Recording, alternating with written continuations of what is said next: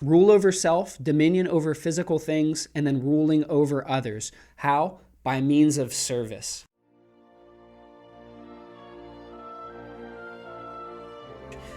I can say whatever I want. No, I'm just kidding. I'm a seminarian, and I have to behave like a seminarian would. So. Yeah. And this is recorded probably for eternity or whatever. Well, everything on the internet. Yeah. Well, yeah. That's disappears. the truth, though. Yeah. You can try to delete, but they're always out there. They can delete always your find Snapchat yesterday. Yeah. Right. And your Facebook. Forever. Amen. Amen. And secula seculorum. Welcome back to All Good in the Brotherhood. I am Brother Francisco, and joining me today, back for a second time. Yes, you can see my face now. Yes, is the one and only Mr. Christopher Baker, seminarian for the Diocese of Pittsburgh. That's right. One day, Reverend Mister. Oh, there we go. Soon to be but not in forever. A little while. If you remember back, I don't know, I think June last year, Chris joined Nate and I to talk about vocations and discernment. So we wanted to bring him back specifically to talk about not vocations, something else. That's right. So to kind of get us into there, what has been your least favorite job that you have ever had, or task? Like if it was something maybe your parents had you do when you were growing up, or just a job you had like in high school or college or something. Yeah, I'd say that. So difficult, but the job that I took immediately after college, I graduated with my degree from the University of Pittsburgh in psychology, and I minored in sociology. And I immediately took a job in the fall working with people with disabilities. And that, the hands-on aspect and just the ability to work with individuals who oftentimes are neglected or underappreciated, the day-to-day work was awesome, and I loved it. At times, I worked a bit too many hours. Yeah, sure. Too much toll on me, but I loved that element of it. What was the most difficult, or what ultimately I'd say drove me away, was the burnout of the long hours that you put in and the lack of voice that you have, and being able to impact any substantive change in people that you grow to love day after day. And to some people, these individuals can just be another statistic in which they're just not really that focused on or concerned about. And so that in that element of that job, that was probably the most frustrating thing that I've ever experienced from the work side. That makes a lot of sense, especially, you just love people, and you just love being around them. Yeah. So it's not just a job, right? It's a ministry. And if other people are treating it just as a job, then I could understand either the tension for you, or just for one, like trying to convince these other people, like, no, this is worth more than that. These people are worth more than that. Right. And then everyone's like, literally, I clock in, I clock out. Like, that's how I treat this. Yeah. And then when you feel like then you have to carry the burden of caring for the persons here, and no one seems to care, no one seems to pay attention. Yeah, that would be rough. Yeah, it can be tough. But my least favorite job or task I ever got, if my dad's listening, he knows exactly what this is going to be. So growing up, we had a push mower. I love mowing. That's not it. I love mowing. It's kind of therapeutic for me. I think it's great. But when we were younger and we weren't old enough to mow yet, my dad would have us pick up the pine cones and the sticks in the yard before he mowed, and then we would have to pick up the grass clippings after he mowed. How did you pick up the grass clippings? You rake them all up. Okay. And then you just pick them up in bundles and put them in a wheelbarrow. You a glove guy? No glove guy? No, I don't think we wore gloves most of the time. Okay, so dyed green fingers and hands. And then one time, there was wasps. It was a couple days before we got back to the grass clippings, and there was a couple wasps in there. Wow. Picked it up, and I had 5 wasps go up my leg. Not prime. So yeah, I would complain every time my dad's like, time to pick up pine cones. I'm like, screw this is stupid. Yeah. We did make a fun game out of it one time though. Nate and I, we got tennis rackets. And so we would pick up a pine cone and just yeet it to the back. What are you doing out there? So then one time he came and he said, hey boys, just so you know, you're having fun with your work. And then Nate and I were instantly like, no, we hate this. This is awful. This is the worst. Dude, you said something that, if I may, this can draw us into our topic of today. You mentioned that you found some wasps. Did they sting you? Yeah. They got you. Yes, they did. Dude, a couple weeks ago, and I might have shared this insight with you in small group, but the Lord totally worked through my own mouth to talk to me. And I was walking outside, and it was one of the first beautiful days of spring. and I looked down and I saw a wasp on the sidewalk or whatever there. And I remember thinking, there you are, little guy. Yeah, like, yeah. And I wasn't intimidated or afraid of him at all. I just saw him as like a creature of God, And I said out loud, God didn't put this wasp here to sting me. And then it opened up a whole like lens with which to view the world. Like, the Lord didn't put all these things oftentimes that I'm so afraid of or I dread. He didn't create them as a means to punish me or to belittle you. Belittle me or put me in shackles of fear. Like, that's just not yeah. what he does, and it's not what he's done. And so I'm glad that we get to talk about this topic that is really important, not only to me or you, but also to all of our listeners and all of the people throughout the world. And that's work. And I want to start by saying it can be a bit of a frustration for me, and it can be disappointing that work today has become so belittled in work's dignity that it becomes something that we dread, we avoid, we do half-hearted jobs at the bare minimum. The bare minimum, just because maybe we're attached to pleasure, but also it seems to some degree that we see work from a lens of like, God put work here to punish us or something like that. And I want to start part of the human condition, like that's like sufferable. Yeah, right, right. And certainly, like in the beginning, he certainly does say that by the sweat of your face you shall eat bread until you return to the ground. But before that, in Genesis 2:2, God finished the work that he had done, and he rested on the seventh day from all the work that he had done. Before God gave us the command to work, he himself worked. Work is good, and the work of his hands, us, very, very good. Yeah.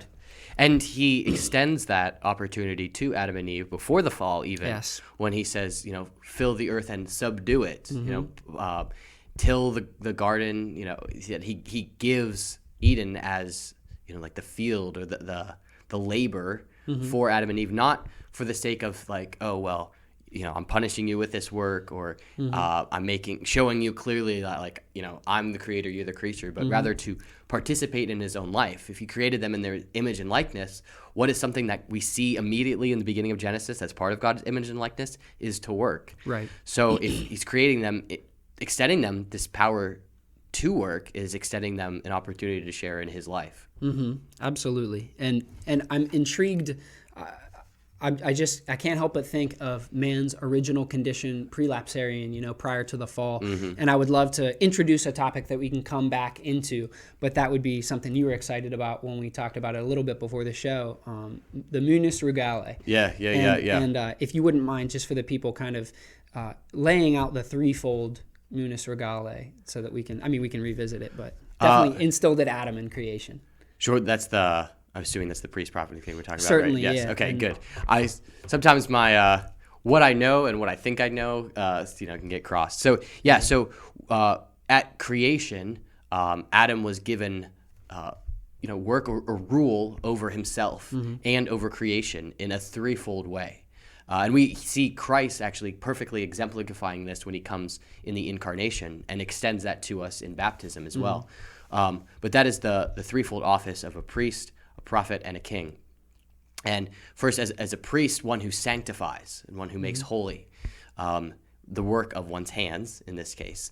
The prophet who, speaks truth or who evangelizes, maybe it's a good way for us to understand. And then king, who rules over whatever has been entrusted to him. So for us, we rule over, if we're parents, our children in a way. If we're single, over whatever has been given to us. For a monk or seminarian, over our responsibilities and preparing for our vocations into the priesthood.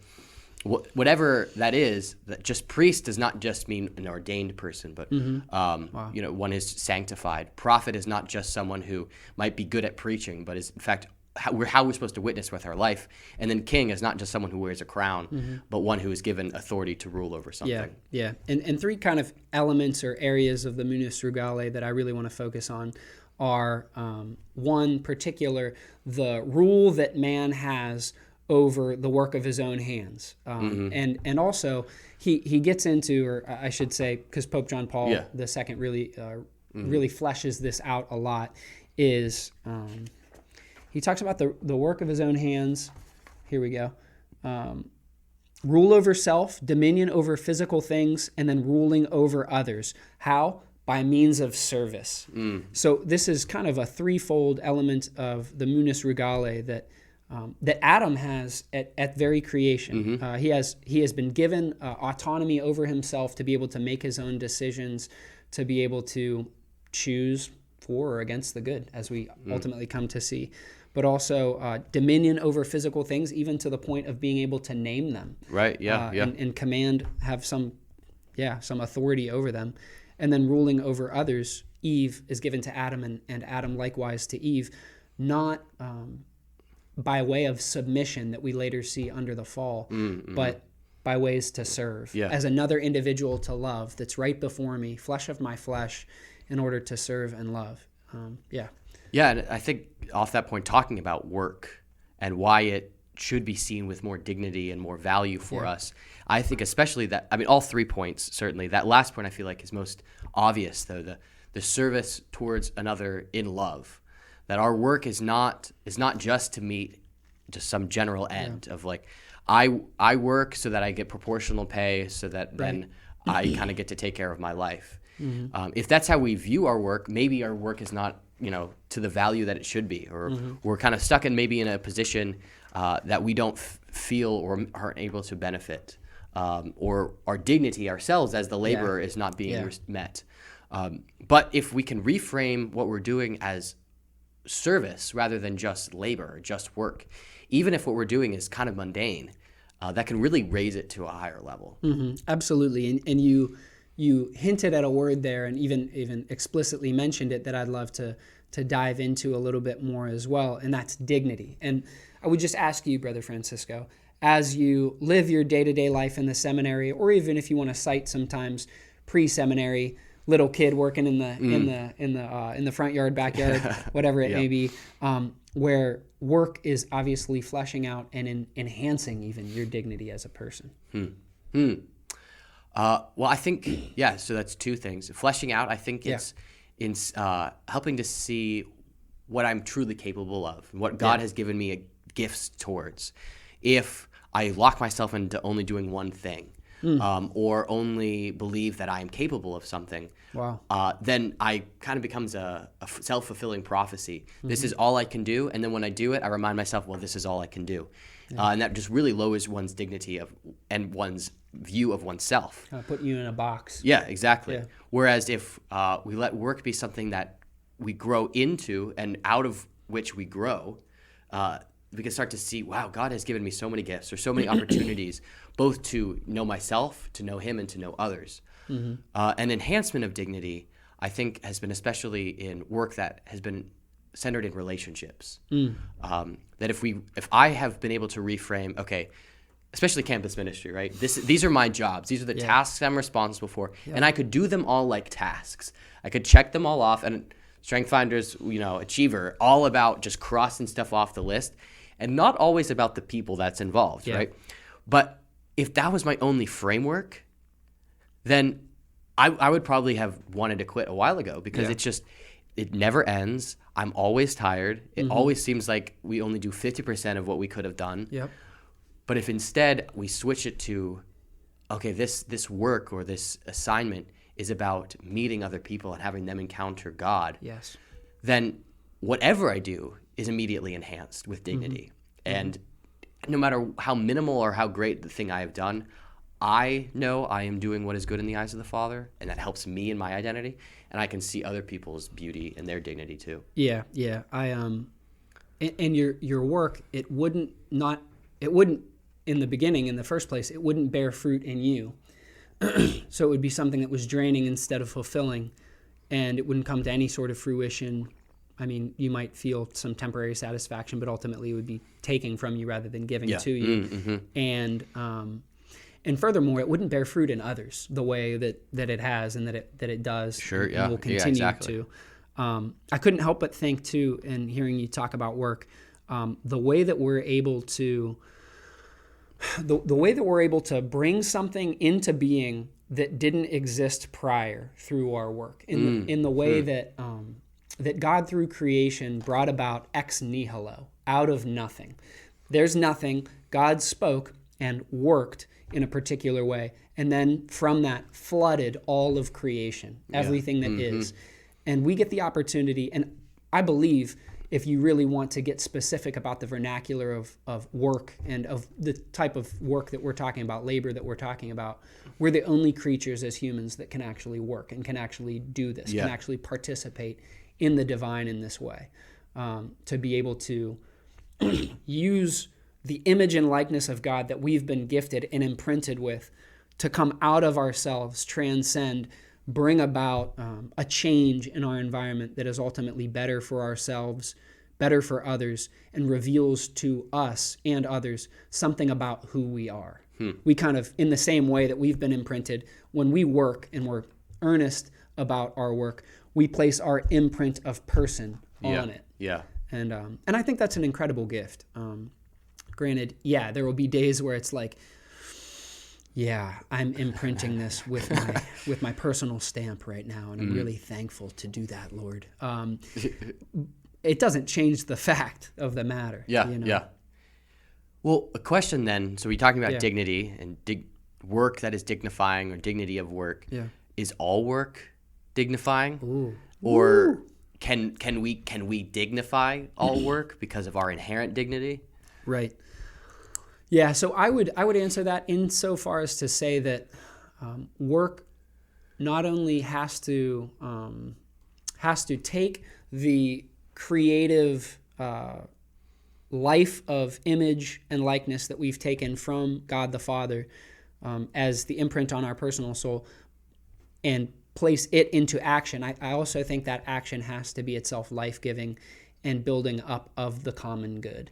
And so to say that something like, and I'm sorry, I don't know all the listeners, but this is just what's coming off the top of my head, but like something like adult film or something like that, I don't think that's dignified work. I think that's something that is actually tearing down the dignity of the human person by, like Pope John Paul the Great would say, it's not that it shows too much, it's that it shows too little. Yeah. It's the objectification. It kind of deteriorates the very dignity with which we should view each other and view ourselves. And when we fall into some sort of activity of glorifying this or glorifying the body simply for the sake of pleasure or something that it can give me immediately, it's not actually proliferating what human dignity is all about, nor is it holding it to the esteem with which we deserve and were created.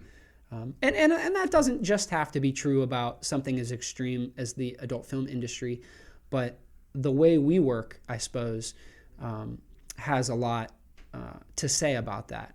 Whether we choose to, from what intention, what is our why? Because if we're working to show others that we're better than them and that we kind of want to demean them by flexing or showing how excellent we are in a particular domain, I'd say in a certain sense we're actually doing ourselves a disservice, and we're doing a disservice to our brothers and sisters because we're failing to see the person who is them and the person who is us. Yeah. I could launch into a lot of things from that. I'm trying to keep it like somewhat narrowed, I guess. So you mentioned the term, if it maybe a good kind of temperature check on if work is dignifying is how we can measure if it contributes to the common good or not. And maybe to just speak into a little bit about what the common good is, because we might talk about something to be good, right? And that's a transcendental quality of either an action or a person. But what is the common good a participation in just the transcendental of goodness? Right. Or what qualifies common good? And why do we care about it? Yeah, super good. I just turned to a page where I was going to try to use my own words, and I certainly could. And Francisco and I talked about this before. He's of the mindset that if you can say it in your own words, you absolutely should. Agreed. And I probably could, but I'm going to use the words of Charles de Connick anyway. And common good has the character of superabundance and is eminently diffusive of itself insofar as it is more communicable. It reaches the singular more than the singular good. it is the greater good of the singular. So I wanted to I wanted to focus in on a particular word that he used in his definition or in his explanation of the common good, and that is diffusive. I think the common good and good in and of itself, as we see from God himself, it's diffusive of itself.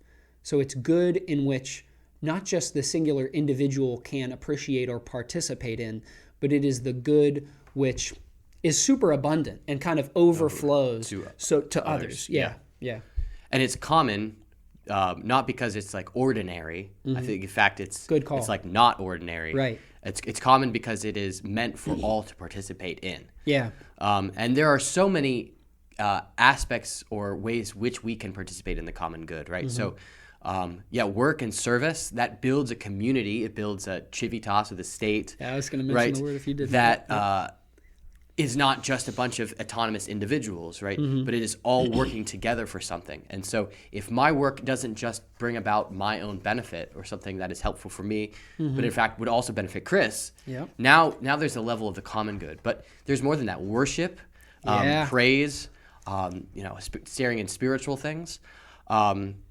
sharing sports, I think, has levels of participation in the common good. Yes. And yeah, I think there's just like so many ways. Yeah. So it's just that which cannot be claimed by any individual, but still by which individuals can benefit. Yes. But not singularly, but it is geared towards a communal participation. Yes. In whatever that good thing is. So there are multiple common goods. It's not just like an abstract, common good. Right. There are things that are common goods. So in this case, work itself contributes to the common good of the society, of the unity of the persons. Yeah. You made me think of two things that I want to talk about real brief, and feel free to take either of the legs of the fork in this road. But one thing I couldn't help but think about early was the Acts of the Apostles and how early on the early church sharing things in common. The church is so young, and the church is rightly so diffusive of itself in the call to mission that Christ gives his apostles before ascending to the Father.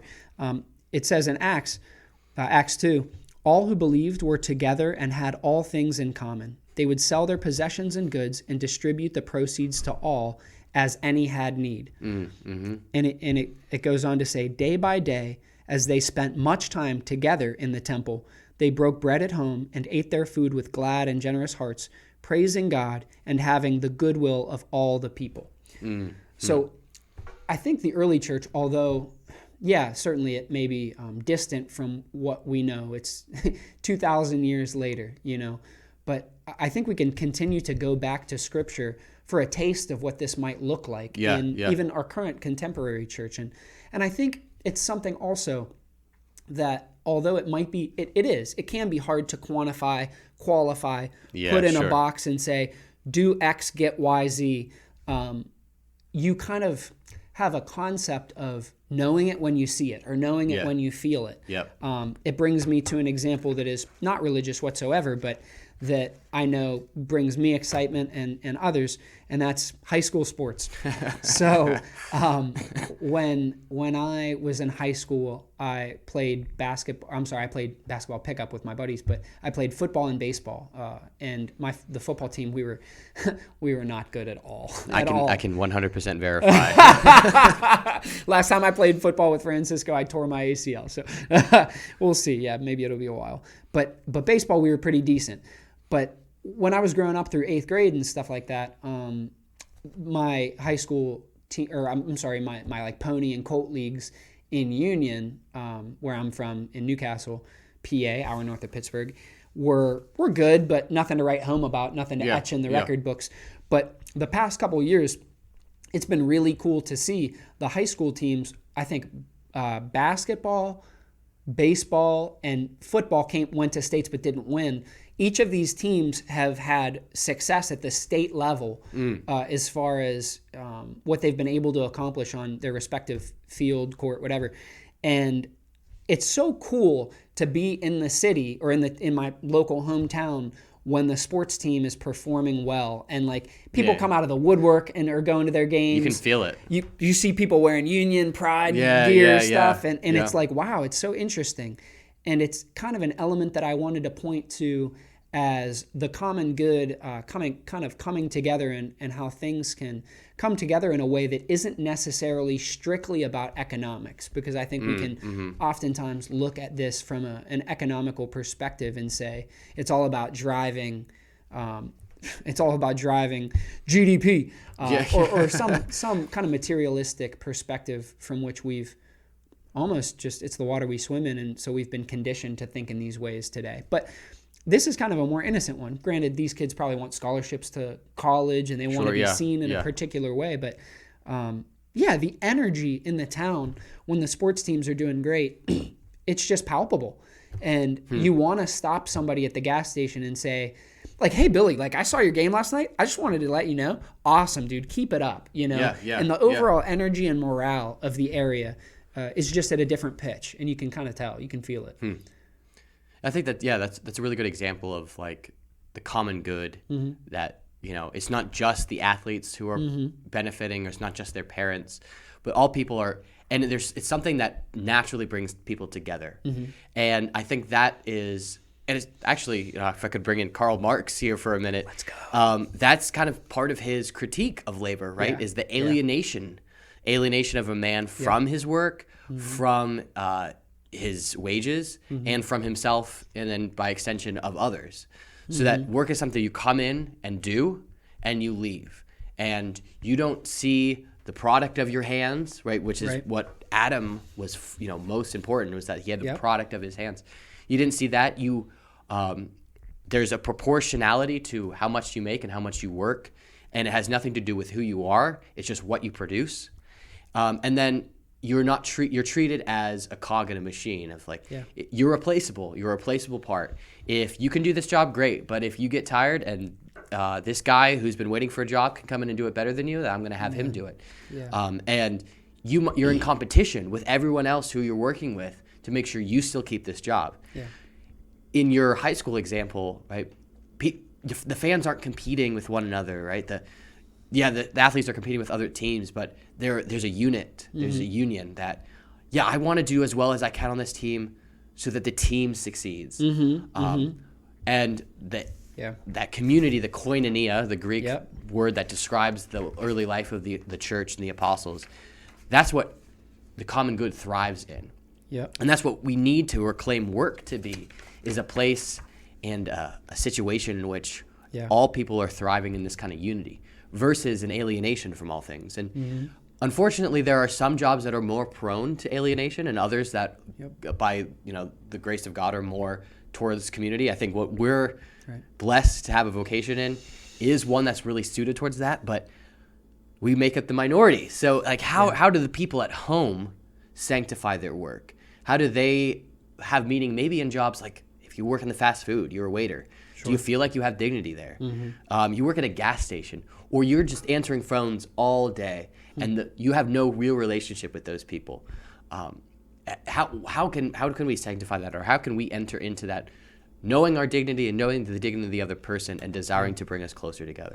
Yeah, that's a really good question, and I think I'd point to a real brief sentiment, which. The Three Necessary Societies by Russell Hittinger. Oh, boy. You got to bring him in. This is for you, Professor Jones. But he says, there exists hierarchical complementarity, diversitas et inequalitas. Yeah. And so what I think, at least from the perspective of the CEO and the individual working behind the counter at McDonald's or something like that, ought to take to real heart is that their various skill sets don't necessarily make them of a higher dignity than another.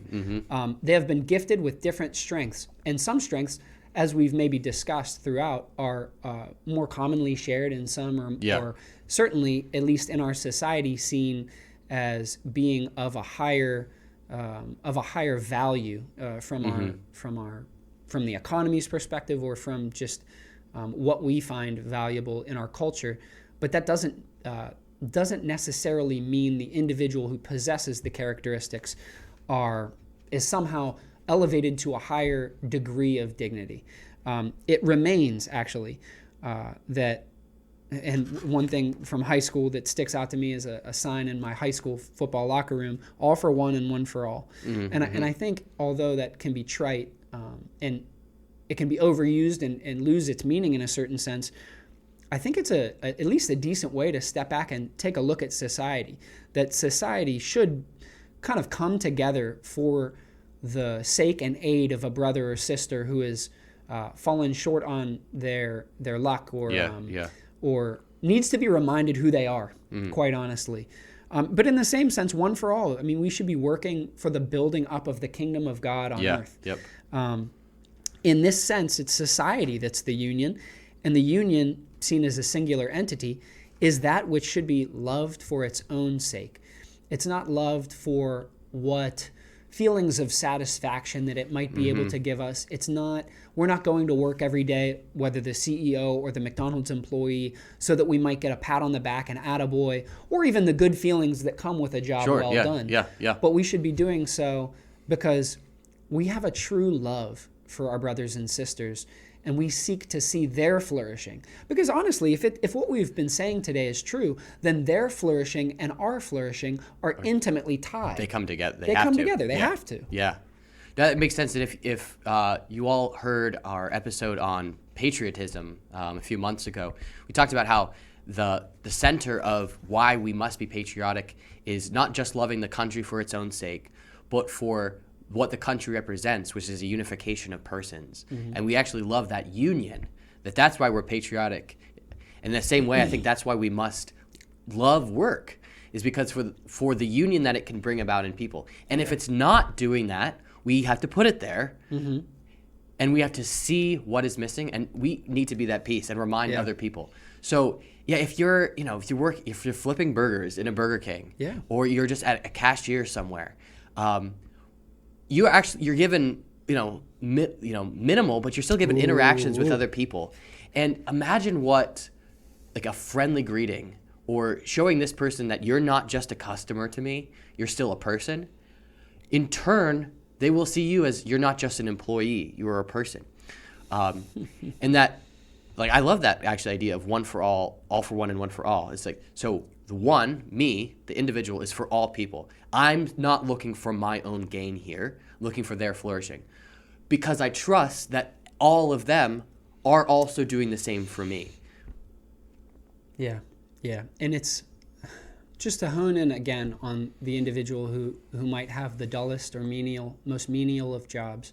My favorite book is He Leadeth Me by Father Walter Chiswick, a Jesuit priest of Shenandoah, PA, who was captured during World War II and spent give or take 20 years in the Russian gulags, in the prison camps in Siberia, in the Arctic Circle, working day in and day out. And he said this. He said this of Jesus, the God-man. Jesus' work. He said, he did it to make it plain that the plainest and dullest of jobs is, or at any rate can be, if viewed properly in respect to God and eternity, a sharing in the divine work of creation and redemption, a daily opportunity to cooperate with God in the central acts of his covenant of salvation. Wow. Jesus spent 30 years of his life in general anonymity. Yeah. And we know about the 3 years that he spent in mission out to the people, certainly, and it's well cataloged and documented. But what about the secret days in the shop with his dad, learning how to pound a nail into a board and stubbing his finger on a hammer or something like that? What about the time where he felt completely unappreciated, undernourished maybe at times, and felt as though, gosh, I really hope that my work is able to contribute to something else, someone else's family, or bring them together in some ways that really were up to them. I mean, he couldn't make others appreciate his work. Yeah. That was up to them to do. But yeah, Jesus Christ spent countless years doing work that nobody ever saw and maybe never appreciated. Yeah. And that didn't stop him from then going on mission afterwards, right? So Yeah, and the proportionality, right? I don't know if I mentioned this in a podcast episode or not before, but the idea that Christ spent 3 hours on the cross redeeming us, 3 years teaching us the truths of the Father, and 30 years being obedient and working. Mm-hmm. So that some of it comes down to first putting in the sweat and the blood before you see the gain and the redemption. Yeah. So yeah, to kind of like close in a loop, that if work is only ever viewed for you in whether it's a utilitarian idea or something that you just have to get done, or it's a means to some other end, it's not the means to the ultimate end, but it can be its own. Or I should say it's not its own ultimate end, but it can be an end.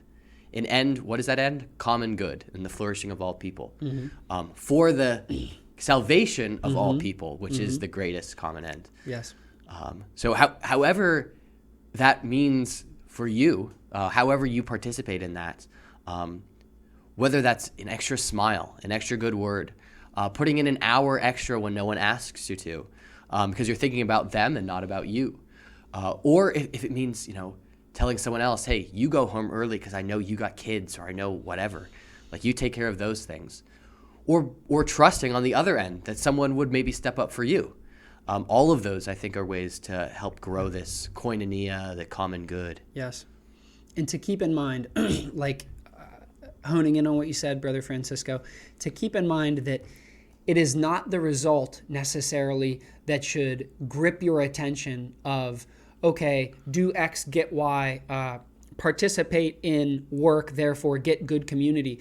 It is through the exact execution of the work that is when you are participating in community most fully.